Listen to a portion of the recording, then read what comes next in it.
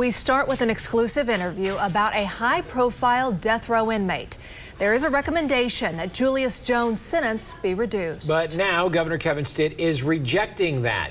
News 9's Ashley Holden joining us now live with what's expected to happen now. Ashley.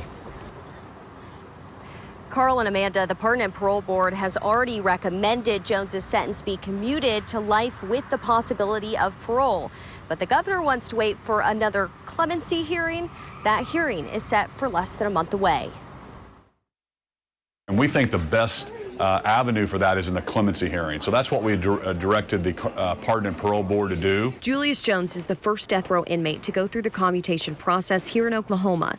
The decision that death row inmates could apply for commutation was clarified in 2020 by the Attorney General at the time, Mike Hunter.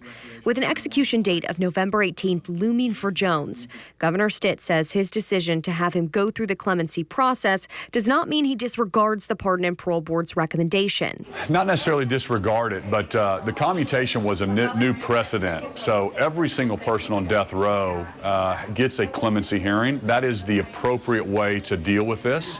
That's when the defendant gets to speak. That's when the victim's family gets to speak. It is a much more thorough process, and that's the way we've handled it for the last 100 years in Oklahoma, so that's the appropriate way. But the biggest difference between the commutation hearing Jones just went through and the clemency hearing set for October 26th, Jones will have the opportunity to appear virtually and address the board for 20 minutes. It would be the first time anyone would hear from Jones and what he has to say about the night Paul Howell was killed. The Pardon and Parole Board says the Howell family will have the same 20 minutes to speak.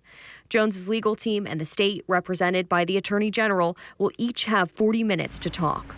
We'll be watching that clemency hearing very closely, and then we'll make our decision after the Pardon and Parole weighs all the evidence from the clemency hearing.